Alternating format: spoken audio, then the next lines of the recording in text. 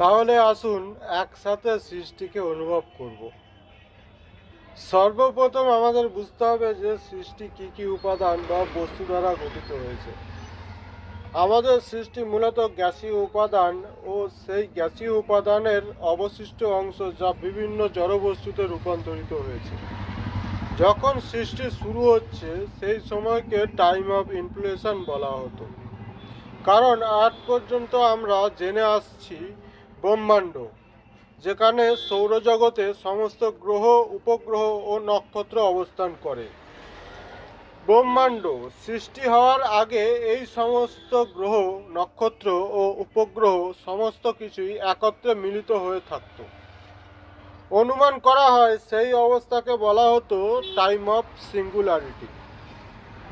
অর্থাৎ এই অবস্থায় আজকের মতো কোনো গ্রহ, নক্ষত্র বা উপগ্রহ সৃষ্টি হয়নি ও সেই অগ্নিপিণ্ডের গোলাকার আকৃতি শুধুমাত্র জ্বলন্ত গ্যাসীয়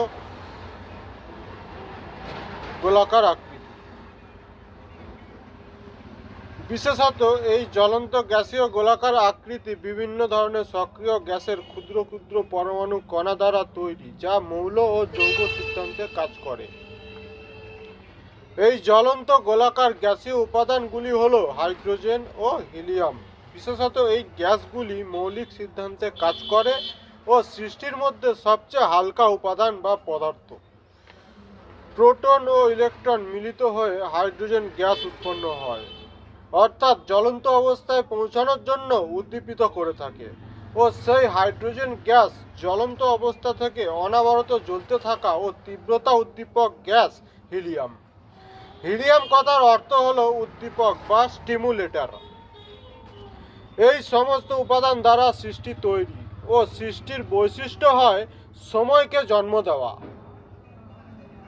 সিঙ্গুলারিটি অর্থাৎ সৃষ্টি যা একটি বৃহৎ জ্বলন্ত গ্যাসীয় উপাদান প্রস্তুত ছিল তা মাত্র 10 সেকেন্ড সময়ের মধ্যে বিভিন্ন খণ্ডে বিভক্ত হয়ে ছড়িয়ে পড়ে, ও এই ছড়িয়ে পড়া সিদ্ধান্তের খোঁজ করতে সময় তৈরি হয়েছিল। একটি খণ্ড আর একটি খণ্ডে বিভক্ত হয়ে যে দূরত্বের সৃষ্টি হলো সেই দূরত্ব গণনা করার জন্য সময়। তাই আজ আমরা সময় বুঝতে ও তার হিসাব করে বিভিন্ন কাজ সফল হয়ে থাকি। যে কোনো কাজের জন্য সময় প্রয়োজন, নিজস্ব শক্তি দ্বারা চলিত, তাই এর নাম দেওয়া হয় ভৌত বিজ্ঞান। বিভিন্ন খণ্ডে বিভক্ত হলো কিভাবে, সেই বিভক্ত খণ্ডগুলি কিভাবে নিজস্ব গঠন ও আকার ধারণ করলো, সেই গবেষণার মাধ্যমে সময় আবিষ্কার করতে হয়েছিল। যে কোনো গবেষণা করার শুরু ও ফলাফল সবকিছু সময় নির্ধারিত। সময় নিরপেক্ষ ভৌতবিজ্ঞানের সিদ্ধান্ত অক্ষম বা ভৌত সমন্বয় সম্ভব নয়। উদাহরণ, যখন টর্চের আলো দূরবর্তী কোনো স্থানে নিক্ষেপ করা হয়, সেই আলোর কিরণ গন্তব্যে প্রকাশিত হতে কিছু সময়ের দরকার আছে। আলোর প্রকাশ মানেই ভৌত। এই আলো কিভাবে তৈরি হচ্ছে সেই বিচার করা ও বিবেচনা করা ভৌত বিজ্ঞান।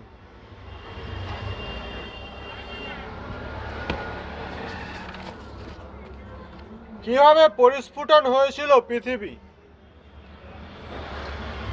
আমরা সূর্য থেকে 15 কোটি কিলোমিটার দূরে অবস্থিত একটি গ্রহে বসবাস করি, পৃথিবীতে। এই দূরত্বেই সঠিকভাবে পৃথিবীর জলবায়ু সৃষ্টি ও জীবের জীবন ধারণ সৃষ্টি হয়েছিল, যা আমরা প্রকৃতি নামে জানি। প্রকৃতি যার মধ্যে জীবন ধারণ করার সমস্ত উপাদান উপস্থিত থাকে, যেমন পৃথিবীর মাটি, জল, বাতাসে বিভিন্ন গ্যাস, এছাড়াও সঠিক মাত্রায় সূর্যালোক ও তাপ এসে পৌঁছানো, এই সমস্ত উপাদান দ্বারা জীবনের সৃষ্টি সম্ভব হয়েছিল।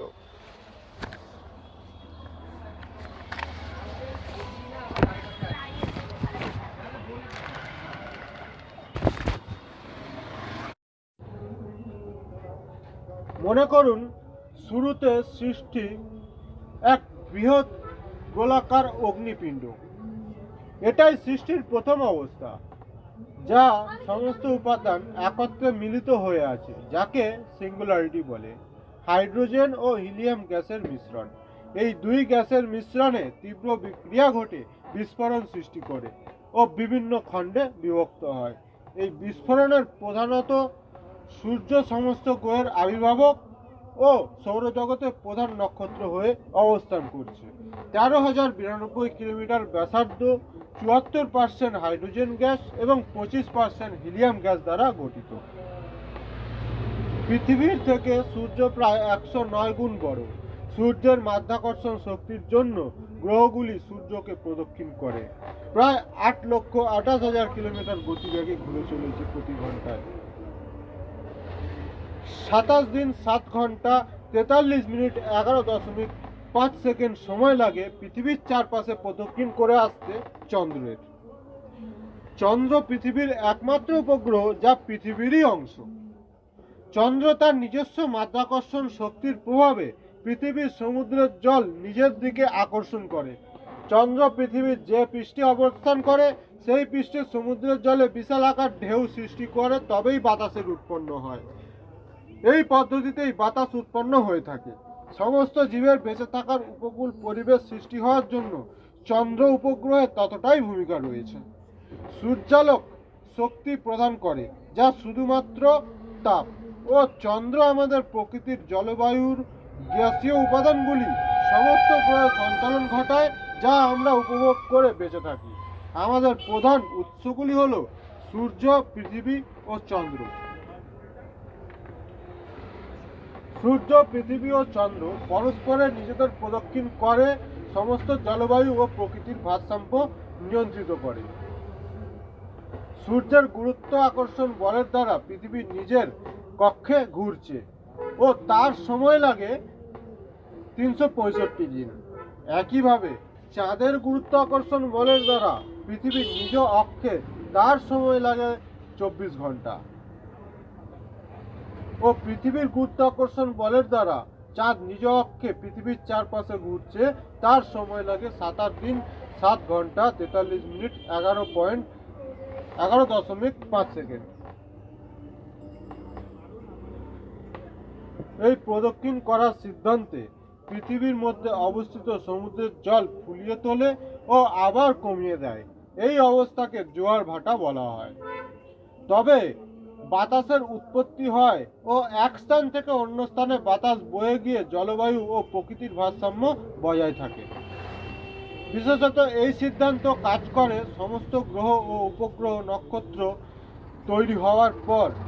সেই গ্রহ নক্ষত্র উপগ্রহ অবস্থিত বিভিন্ন ধাতু গ্যাসীয় উপাদান মিলে চৌম্বকীয় শক্তি উৎপন্ন করে, কিন্তু তাদের সেই চৌম্বকীয় শক্তি নিজস্ব সীমাবদ্ধ হওয়ার জন্য তাদের দূরত্বের মাঝে অন্যান্য গ্যাসের প্রস্তুতিতে একে অপরের সাথে সংস্পর্শে আসতে পারে না, কিন্তু চৌম্বকীয় পদ্ধতির সিদ্ধান্তে তারা ঘুরতে বাধ্য হয়। একটা অবাক করা মজার বিষয় হলো, মানুষ তার শরীরকে সৃষ্টি হতে দেখলো দ্বিতীয়বার সৃষ্টির আশ্চর্য চাঁদের উৎপত্তি হওয়ার পর। তারপর থেকে নারী পুরুষ গঠন হয় এবং সজ্ঞান অর্জন করা শুরু হয়, অর্থাৎ নিজস্ব বিশ্বাস অর্জন করার জন্য সমস্ত খোঁজ শুরু করতে পড়েছিল। তবে দরকারই নয় যে মানুষ নিজস্ব শরীর সৃষ্টি হতে দেখলো তা মানুষ বা আদি মানুষ রূপে কোনো বানর প্রজাতি।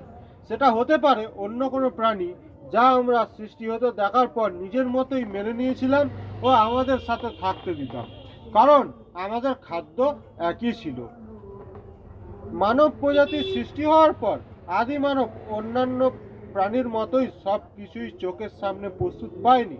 যেমন প্রথমত মানব প্রজাতির সৃষ্টি হয়েছিল ভিন্ন ভিন্ন স্থানে ও তাদের সৃষ্টি অনেক দূরে নারী পুরুষ নামে সরিয়ে রেখেছিলেন। অনেক সময়ের পর মানব তার নিজস্ব অস্তিত্ব খুঁজে পায় বা তার নিজস্ব গোষ্ঠীর সাথে সম্বন্ধ করতে পারে, নারী পুরুষের মিলন।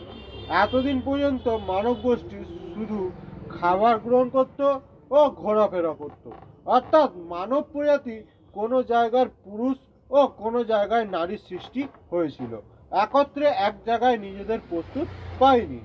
তবেই প্রকৃতিতে ও আমাদের ভেতরের আসল প্রাণীর পরিচয় আমরা বুঝতে পারি যে আমরা একটি জীবন।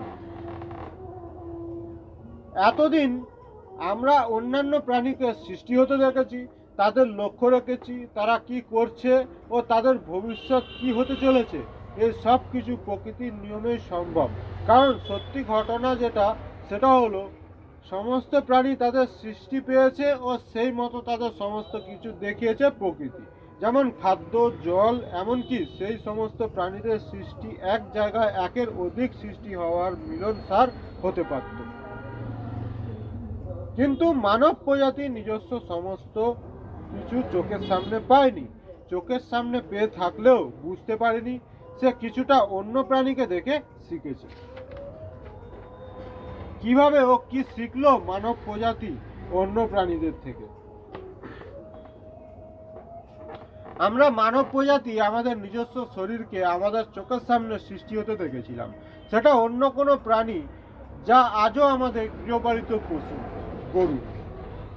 আমরা মানব প্রজাতি প্রাণী একে অপরকে দেখেছি ও অনুভব করছি, এবং আমাদের চোখের সামনে অন্য একটি প্রাণী সৃষ্টি হতে দেখলাম। সে কি করছে সেটাও লক্ষ্য রাখলাম। দেখলাম সেও আমাদের মতোই ঘাস খায়, আমাদের মতোই চার পায়ে হাঁটে, জলও গ্রহণ করে। এমনকি আমরা মানব প্রজাতি একে অপরের কাছে আসলে কোনো রকম অসুবিধা বোধ করি না। কিন্তু এইটা কেমন প্রাণী যা আমাদের সাথে থাকতে ইচ্ছুক? কারণ সে সৃষ্টি হওয়ার পর আমাদের ছাড়া আর অন্য কোনো প্রাণীর হদিস পায়নি তার কাছে। এই জন্য সেই প্রাণীটা আমাদের সাথে থাকতে ইচ্ছুক। এইভাবে মানুষ অন্যান্য কিছু প্রজাতির প্রাণীকে বাছাই করে ফেললো, যা তাদের প্রজাতিকে বুঝতে সাহায্য করবে। ও আরও কিছু যদি বুঝতে পারা যায়, এইভাবেই অন্যান্য প্রাণীদের সাথে মিলেমিশে বসবাস করতে শুরু করবে। মানুষের শরীরের গঠন পৃথিবীর সর্বোচ্চ শ্রেষ্ঠ। তাই মানুষ নির্দিষ্ট সময়ের ইচ্ছা ছাড়া সবকিছু নিজের ইচ্ছা করতে পারে না। অর্থাৎ মানব প্রজাতি নিজস্ব গোষ্ঠীর সমস্ত অস্তিত্ব, যেমন খাদ্য, জল ও বন্ধু পেল, কিন্তু সে এখনো ব্যবহার জানে না। শুধু একসাথে বসবাস করতে শিখেছে ও সম্পর্ক বজায় রাখতে শিখেছে। এই খুশিটা আমরা প্রথম না বুঝতে পেরে সেই খুশিটা অন্য কোনো কাজে ব্যবহার করতাম। যেমন অন্যান্য প্রাণীদের লক্ষ্য রাখা ও তাদের বোঝার জন্য তাদের নিকটে যাওয়ার চেষ্টা করা, অন্যান্য প্রাণীদের খাদ্য গ্রহণ করতে দেখা ও নিজেদের জন্য নিত্য নতুন খাদ্যের সন্ধান পাওয়া। এছাড়াও মানুষ তার শরীরের গঠন পেয়েছিল তীব্র উষ্ণতার মধ্যে, ও এই সময় পৃথিবী ঘুরতো না বলেই আমাদের শরীরের গঠন অনুসারে মিলনের জন্য আমাদের প্রস্তুত হতে দিত না প্রকৃতির পরিবেশ। তাই আমরা প্রথমেই সবকিছু বুঝতে পারিনি। এখনো পর্যন্ত আমরা এই মিলন উপভোগ করিনি। আশ্চর্য তখনই হলো যখন আমাদের সাথে থাকা প্রকৃত বন্ধু গরুকে মিলন করতে দেখলাম ও তাদের একটি শিশুজাত প্রাণীর সৃষ্টি হতে দেখলাম, যা তাদের মতোই দেখতে। তবে মানুষ বুঝলো এসব কি হচ্ছে, ও আমাদেরও কি এসব কাজ করার কোনো দরকার আছে? কিন্তু অনুভব করলে কি হবে? প্রকৃতির পরিবেশ তাদের তেমন তৈরি করে ফেলেছে যে তার ইচ্ছা হলেও আর সে এখন সেই বিষয়ের জন্য তৈরি হতে পারবে না। কারণ সেই সময় পৃথিবী ঘুরতো না নিজস্ব অক্ষে, অর্থাৎ যেটা আজ দিন রাতের পার্থক্য তুলে ধরে। শুধু ছিল দিন ও রৌদ্র, মেঘ, বৃষ্টি। এই সমস্ত কিছুর মধ্যে প্রকৃতি মানব প্রজাতির সৃষ্টি করেছিল, কিন্তু তার বংশ বিস্তার পদ্ধতি সে প্রথমেই ঠিক বুঝতে না পারার জন্য এক প্রকার সহ্য ক্ষমতা বানিয়ে দিয়েছিল প্রকৃতি। মানুষ তার শরীরের গঠন অনুযায়ী প্রকৃতির এই আদেশ অর্থাৎ মিলন না বোঝার সবথেকে বড় কারণ হলো পৃথিবী স্থির ও সর্বদা আলোকিত অবস্থার জন্য।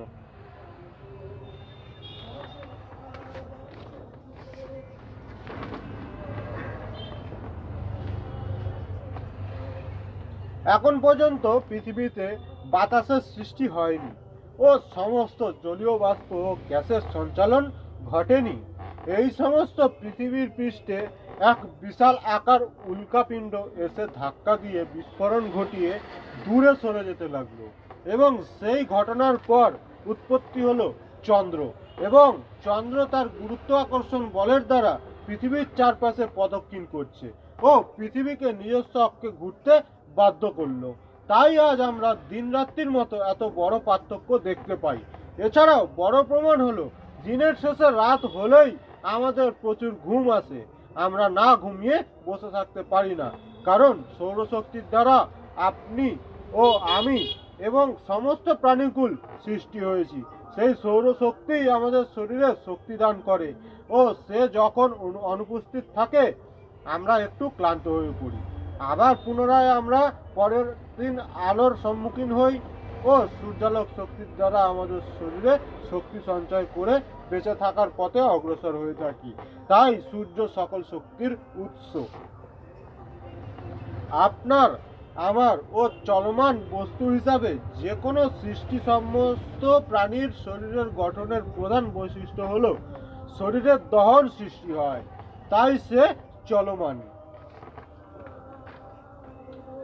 আপনার, আমার চলমান বস্তু হিসাবে যে কোনো সৃষ্টি সমস্ত প্রাণীর শরীরের গঠনের প্রধান বৈশিষ্ট্য হলো শরীরের দহন সৃষ্টি হয়, তাই সে চলমান। এখন পৃথিবীর তৃতীয় আশ্চর্য সৃষ্টি হলো তা মানব প্রজাতির মিলন। দিন রাত্রির মতো এত বড় পার্থক্য সৃষ্টি হয়ে যাওয়ার পর মানব প্রজাতির শরীরকে কিছু আলাদা অনুভব করতে পারলো, কারণ দিনের সেই গরম যখন রাত্রির বেলায় শীতল অবস্থায় পৌঁছায় তখন সেই গরম দ্বিগুণ শীতলতা প্রদান করে।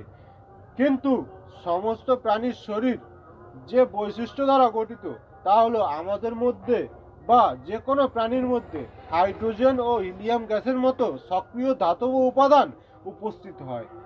তা শীতল হতে প্রচুর সময় লাগে ও শীতল অবস্থায় পৌঁছানোর সময় আমাদের অর্থাৎ যে কোনো প্রাণীর শারীরিক অনুভব যা হয় সেটা সে যদি চায় ব্যবহার করতে পারে মিলনের জন্য, বা সেটা সহ্য করে শক্তিশালী গঠন পেতে পারে।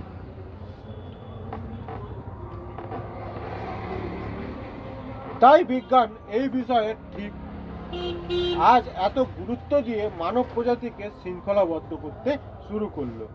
কেমন ভাবে এই শক্তির ব্যবহার করে মানব প্রজাতির শক্তিশালী গঠন ধারণ করবে সেটা মানুষ শুরুতেই জ্ঞান অর্জন করে ফেলেছে, কারণ সে সবার দেখে শিখলো ও তারপর সে নিজে অনুভব করলো।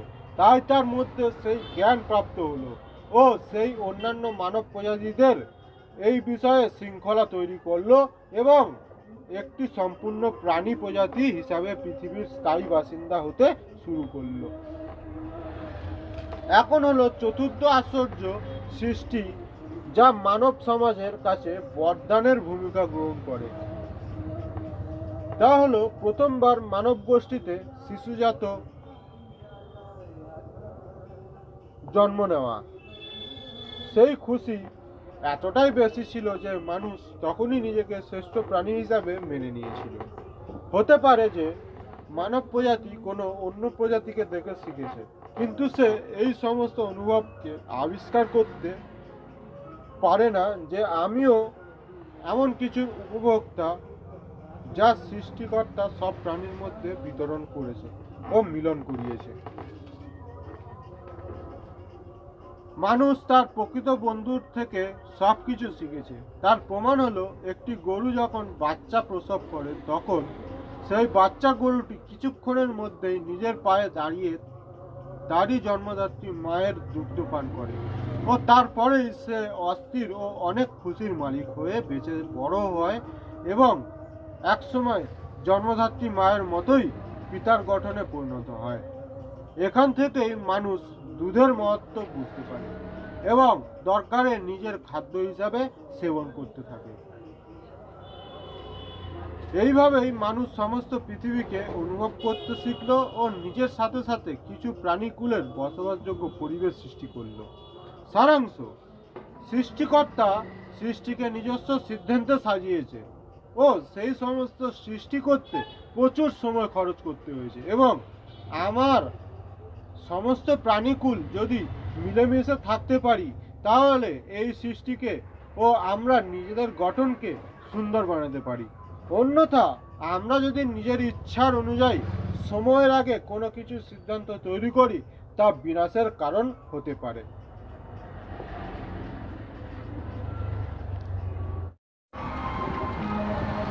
মানুষ নিজস্ব শরীর সৃষ্টি হতে দেখে বুঝেছিল কিভাবে তার সৃষ্টি হলো। অপরদিকে প্রাকৃতিক দুর্যোগের ফলে কিছু বিশাল আকারের প্রাণী প্রজাতির বিনাশ হতে দেখল, যেমন ডাইনোসর, নীলতিমি মাছ, যা তখনকার সময় মানুষের প্রস্তুতিতেই সৃষ্টি হয়েছিল ও মানুষ সেই প্রজাতির বিনাশের কারণ জানে। অতিরিক্ত ক্রোধের জন্য এই সমস্ত প্রাণী প্রজাতিগুলি চন্দ্র উৎপত্তি হওয়ার পর প্রাকৃতিক পরিবর্তন হতে সেই দিন রাতের পার্থক্য অনুযায়ী তাদের শারীরিক সেই পরিবেশ সহ্য করতে পারেনি। এতদিন বাদে মানুষ সম্পূর্ণ প্রকৃতির সাহায্য পেতে শুরু করলো, কারণ চন্দ্রের সৃষ্টির পরই সমস্ত প্রাকৃতিক পরিবর্তন মানুষের জীবনযাপন বদলাতে শুরু করলো। তারা বংশ বিস্তার করতে শুরু করলো।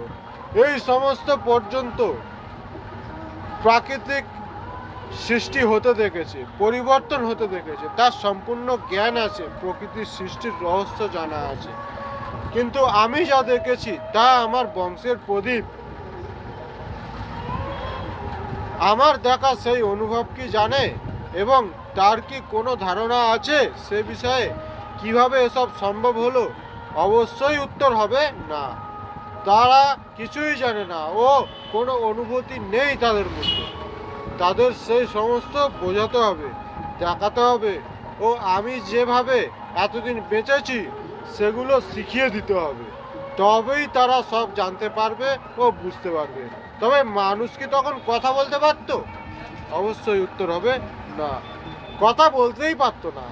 তখনকার সময়ে এই সমস্ত খুশি ও আত্মরক্ষা করার কৌশল শেখানোর উদ্দেশ্য নিয়ে দীর্ঘ প্রয়াস করে আজ বিভিন্ন ভঙ্গি ও ভাব প্রকাশ করতে কথা বলতে পারে, যা মানব প্রজাতিকে উন্নত থেকে উন্নত প্রজাতি তৈরি করতে সাহায্য করে।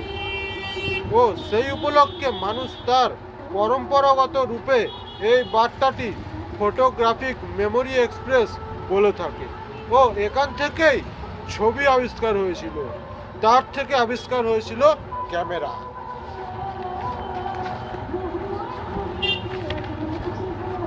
মানব প্রজাতি এই সমস্ত খুশি ও আত্মরক্ষার কৌশল মনে রাখতে ও সেগুলো পরম্পরাগত বংশের সদস্যদের বুঝিয়ে দিয়ে যাওয়ার ইচ্ছা প্রকাশ করে পৃথিবীকে বিস্তার করতে থাকলো। বিশেষত আত্মরক্ষার জন্য কৌশলের ভাব প্রকাশ করার জন্য এটা দরকারি হয়ে পড়েছিল, যা আজকের সময়ের মানুষ মজার খেলা বানিয়ে রেখেছে। কমিউনিকেশন।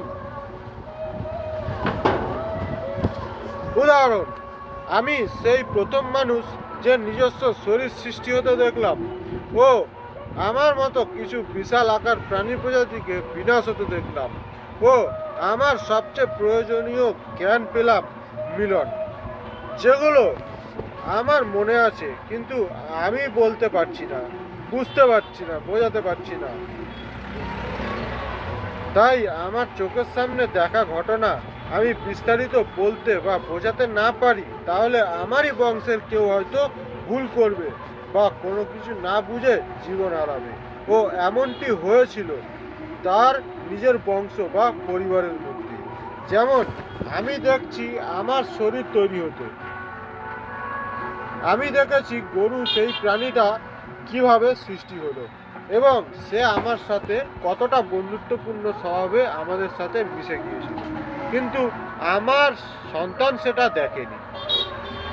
তার ডিএনএতে সেটা পৌঁছে গেছে কিন্তু সেটা তাকে বোঝাতে পারলাম না। এখন ঘটনা হলো যে সৃষ্টিকর্তার কি ইচ্ছা ছিল তা জানি না, উল্কা বৃষ্টি হওয়ার ফলে সেই দুর্যোগে মানব প্রজাতির কিছু প্রকৃত বন্ধু মারা যায়। তাই সেই উল্কা বৃষ্টির ফলে যেসব প্রাণীদের মৃত্যু হয়েছিল তাদের অবশিষ্ট শরীরের টুকরো মানব প্রজাতির নবজাত শিশু পর্যবেক্ষণ করতে গিয়ে ভুল করে সেই টুকরোর স্বাদ নিয়ে ফেলল। ও এই স্বাদ নেওয়ার থেকে পূর্ণবয়স্ক আদিমানব মানা করতে চাইলেও সে কিভাবে বুঝবে? সে তো জানেই না কিছু ও সেই বিষয়ে তার কোনো অনুভব বা অনুভূতি নেই। ও আমি তাকে কি করে আমার বৈশিষ্ট্য বর্ণনা করব? একে সে নবজাত কিছুই দেখেনি, শেখেনি, এছাড়াও কথা বলতে পারি না তখন আমরা। তাহলে এখন বুঝতে হবে যে মানুষ কোন কোন অনুভূতি তার মস্তিষ্কে সাজিয়ে এই পৃথিবীকে সাজানোর চেষ্টা চালাচ্ছে। প্রাচীনকালের সেই সমস্ত সৃষ্টির বৈশিষ্ট্য বর্ণনা আজ আমরা বিভিন্ন পর্যটক কেন্দ্রে গিয়ে দেখতে পাই, যে তারা মনের ভাব প্রকাশ করার জন্য সেই সব স্মৃতি পাথরের মধ্যে খোদাই করে ভিন্ন প্রকৃতির ভঙ্গিতে ছবি এঁকে বুঝিয়ে দিয়ে গিয়েছে। ফটোগ্রাফি মেমোরি এক্সেস, যেটার আসল সত্য হলো প্রাচীন চিত্রকলা ও লিপি অনুযায়ী এটাই বোঝা যায় যে মানব প্রজাতি কিভাবে সৃষ্টি হলো ও সে কেমনভাবে নিজেকে এই সৃষ্টির নিয়ম অনুযায়ী সুরক্ষিত রেখে দীর্ঘদিন বসবাস করবে ও শক্তিশালী প্রাণীতে পরিণত হবে। সমস্ত কিছুই নির্ভর করে আছে কিভাবে কার সাহায্য নিয়ে বাঁচবে, এছাড়াও সুন্দর বানাতে পারবে সমস্ত প্রকৃতি। আজ আমাদের এই প্রসঙ্গে কথা বলার কি কারণ ও তার তাৎপর্য অনুযায়ী আমি কি বোঝাতে চাইছি, এছাড়াও মানব প্রজাতির যে সমস্ত ভুল ত্রুটিগুলি আছে সেগুলো বুঝে নিয়ে পুনরায় সংশোধন করে নেওয়া এবং পুনরায় নিজস্ব সঠিক পরম্পরা ভৌত তৈরি করা, ভিত তৈরি করা।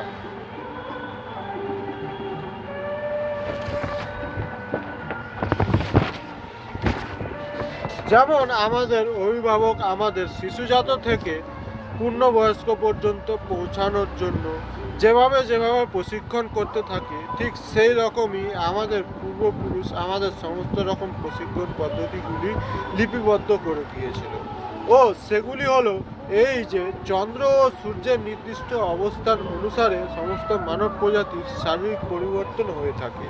তাই সেই অনুযায়ী চন্দ্র ও সূর্যের অবস্থান অনুসরণ করে যে কোনো কাজ করা উচিত। খাদ্য গ্রহণ, জলপান, স্নানকার্য, নিদ্রা, প্রেম, মোহ ইত্যাদি। প্রেমী পুজো, প্রেমী মোহ, প্রেমী সিদ্ধি সিদ্ধান্ত, প্রেমী ত্যাগ। বিশেষত চন্দ্র ও সূর্যের অবস্থান অনুসারে আমরা যেমন জীবনশৈলী অভ্যাস করব তেমন ব্যক্তিত্ব ও চরিত্র গঠন করতে পারব। কারণ চন্দ্র ও সূর্যের অবস্থান অনুযায়ী মানব দেহের তাপ নিয়ন্ত্রণ হয়ে থাকে। এর ফলে শরীরে ভৌত রাসায়নিক বিক্রিয়া ঘটে, যা সঠিক ব্যবহারে শক্তি অর্জন করা যায় ও বুদ্ধির জন্ম হয়। জীবনে অনেক উন্নতি হয়, কিন্তু সঠিক ব্যবহার না জানলে তিনি অর্থাৎ সৃষ্টিকর্তা তার প্রভাব আপনার শরীরে দেখাবে। সেই মতো আপনি কষ্ট উপভোগ করতে থাকবেন ও নানান বিপদের সম্মুখীন হতেই হবে। কারণ আপনি অসুস্থ বোধ করছেন, কিছু বুঝতে পারছেন না, কিন্তু সব কিছুই আগের মতোই সাধারণ ও স্বাভাবিক আছে। বিশেষভাবে পর্যবেক্ষণ করে বোঝা গিয়েছে বেশিরভাগ সময় মানুষ খাবার সেবনের সঠিক প্রণালী ও সঠিক সময় যদি অবলম্বন করেন তবেই সুস্থ থাকতে পারবেন। হিন্দু শাস্ত্র অনুসারে এক মাসে 15 দিন কৃষ্ণপক্ষ ও 15 দিন শুক্লপক্ষ, এটাই একটি সপ্তাহ হিসাবে গণনা করা হতো এবং 4 প্রহরে একদিন হয়। প্রাতঃকালীন সন্ধ্যা, মধ্যমকালীন সন্ধ্যা, সায়ংকালীন সন্ধ্যা, পূর্বকালীন সন্ধ্যা। এই প্রহর যখন শেষ হচ্ছে আর একটি প্রহর শুরু হচ্ছে, সেই অবস্থাকে সন্ধ্যাকাল বলা হয়। যে কোনো সন্ধ্যাকালীন সময় স্নান কার্য ছাড়া অন্য কোনো কাজ করা উচিত নয়। এমনকি বাড়ি পরিষ্কার পরিচ্ছন্নতার কাজও বন্ধ রাখা দরকার। পৌরাণিক বর্ণনা অনুসারে কয়েক শতক আগে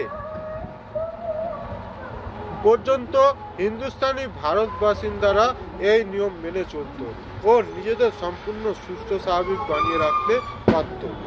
আমরা শাসনের শিকার হওয়ার পর এইসব স্মৃতিশক্তি থেকে মুছে দেওয়ার চেষ্টা করা হয়েছিল। তাদের গণনা করা দিনলিপি অনুসরণ করতে বাধ্য করা হয়েছিল।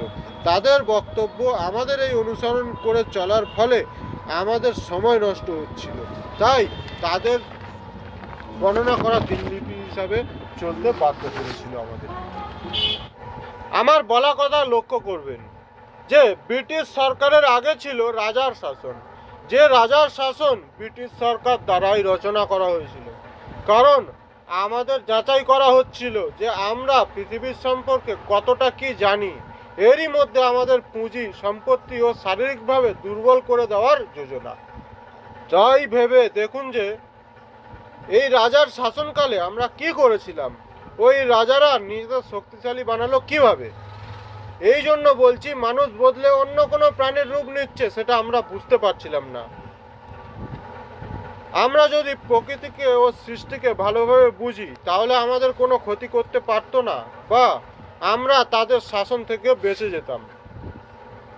সৃষ্টি সবাইকে বানিয়েছে ও আমাদের যা কিছু দিয়েছে সমস্ত কিছুই সীমিত আছে, তা কখনোই ফুরিয়ে যেতে পারে। এছাড়াও সবাই জীবন পেয়েছি যা শুধু উপভোগ করতে, অনুভব করতে, এবং এই জীবনও সীমিত সময়ের জন্য। এই জন্য নিজে বাঁচতে হবে, অপরকে বাঁচতে দিতে হবে। সেই মতো শুধু প্রকৃতির সাহায্য চাই। প্রকৃতিকে আপনি নিজের করতে পারেন না, বা আপনি নিজের ইচ্ছা মতন বাঁচতে পারবেন না প্রকৃতির কাছে। এই সাধারণ জ্ঞান হারিয়ে আমরা স্বার্থপর হয়ে উঠেছিলাম, তাই ব্রিটিশের আগমন ঘটেছিল। এই ব্রিটিশ সরকার বানিয়েছিল রাজার শাসন, আমাদের যাচাই করে দুর্বল বানিয়ে আক্রমণ করলো। ও তাদের লক্ষ্য কি ছিল? যে ভারতবাসীর বৈশিষ্ট্য লোপাট করব, যেন তারা এরূপ দখলবাজি ও গোষ্ঠীবাদী না করতে পারে। চলল শাসন 400 বছরেরও বেশি। ফলাফল আজও হিন্দু সমাজ তার সম্পত্তির অপচয় করে ও কোনো হিসাবও বোঝে না। আবার ভুল স্বীকার না করে সেই ভুলকে প্রশ্রয় দিয়ে আরো বেশি করে সেই কাজে নিজেকে জড়িয়ে বিপদের সম্মুখীন হওয়া। ইংরেজ সরকার আমাদের মনোবিজ্ঞান তখনই পেয়ে গেছিল যে আমরা বদলাবো না, তাই তারা শাসন চালানোর সময় আমাদের আরো জড়িয়ে দিল হিন্দু মুসলমানের ঝামেলা, জাতি বিবাদ। এই জাতি বিবাদও আসে সেই চাষের জমি দখল নিয়ে, যার সুযোগ নিয়েই রাজার শাসনের আবির্ভাব, ও তারাই ইংরেজদের প্রবেশ করতে বাধ্য করলো। ইংরেজ জানে হিন্দু সমাজ কিছুতেই তাদের সংস্কার ও পরম্পরাগত খাদ্য তালিকা বদলাবে না, ফলে আমাদের সেই চাষের কাজ চালিয়ে যেতে হবে। এই চাষের কাজের মাধ্যমেই শুরু হিন্দু সমাজের পতন। 1947 সালের আগে, মানে আপনাকে মনে করতে হবে প্রাচীন ভারতে প্রায় 1000 বছরের ইতিহাসকে লোপাট করে আমাদের সম্পূর্ণ পুতুল খেলার বাদ্য পুতুল তৈরি করা হচ্ছে, যেটা আমি না বুঝলে হয়তো আর অন্য কেউ বুঝতো না। এই 2025 সালে আমি যেটা লক্ষ্য করলাম তা হচ্ছে যে শোষণ ভুগে সমস্ত কিছু গড়ে এখন আমরা তাদের কাছে অকেজো, বেকার, কোনো কাজের নয়। উদাহরণ, 1800 সালে যারা জন্ম নিয়েছে তাদের কাছে ছিল পরিবার, জমি, চাষাবাদ, ও একসাথে মিলেমিশে পুরো পরিবার চালাতে চাষাবাদে সাহায্য করতে হবে ও সেটা পরম্পরাগত চালিয়ে যেতে হবে। তাতে সমস্যা কিছুই ছিল না। পরম্পরাগত হিসাবে সবাই অভ্যাস বানিয়ে নিয়েছিলাম, সবাই চাষাবাদ করতে সক্ষম হতাম না, তাই কিছুজন অন্য কোনো উপায়ে জীবনযাপন করতাম। কিন্তু অসুবিধা হলো, যখন তখন আমি চাষ করছি, ফসল ফলাচ্ছি, সেই খোরাকে বেঁচে থেকে নিজের জন্য সঞ্চয় করছি, কিন্তু অপরদিকে কিছুজন অভুক্ত থাকছে। তারা কোনোভাবেই উপায় পাচ্ছে না কি খাবে, কিভাবে বাঁচবে। তাদের মধ্যে সঞ্চিত ভাণ্ডারের মালিক ভক্তির নামে অপচয় করছে, কিন্তু অপরকে সাহায্য করতে রাজি নয়। ফলে হিংসাটি কি তৈরি হচ্ছে? নিজেদেরই মধ্যে আমার চাষ করতে 6 মাস সময় লাগবে, তাতে যা ফসল হবে তা আমার ও আমার পরিবারের সদস্যদের। পক্ষান্তরে অপর ব্যক্তির কাছে কোনো কিছুই উপলব্ধ নেই যে সে একই উপায়ে জীবনযাপন করবে। তাই এই হিংসা অনেক বড় ক্রোধের আগুনে পরিণত হয়। 5 জন পরিবারের সদস্য যদি 6 মাস সময় নিয়ে 1 একর জমিতে চাষ করে মাত্র 12 মাসের খাবার উৎপাদন পায়, তবে বাকি যে সকল প্রাণী যারা মানুষ, তারা কি করবে? ঘাস খাবে না কি খাবে? আপনারাই বলুন। আমাদের এই রূপ বসবাস জীবনই শুধুমাত্র আমার পরিবারকে বাঁচিয়ে রাখলো, কিন্তু আরও কিছু জীবন আছে যারা কোনো সুযোগ পাচ্ছে না। কারণ আপনি ও আমি সেই জমি চাষের জন্য দখল রেখেছি, যে আমাদের খাদ্য উৎপাদন করার মাধ্যম, এবং সেটা আমার বংশগত উত্তরাধিকারকে দিলাম। এইভাবে সেই জমির দখল বজায় রাখতাম। কিন্তু এটা তো বিচার নয় যে শুধুই আমার। তাই আমাদের বলতে আমাদের বলতে হলে প্রায় এই বিচারের পাল্টা জবাব দিয়েছিলেন ব্রিটিশ সরকার।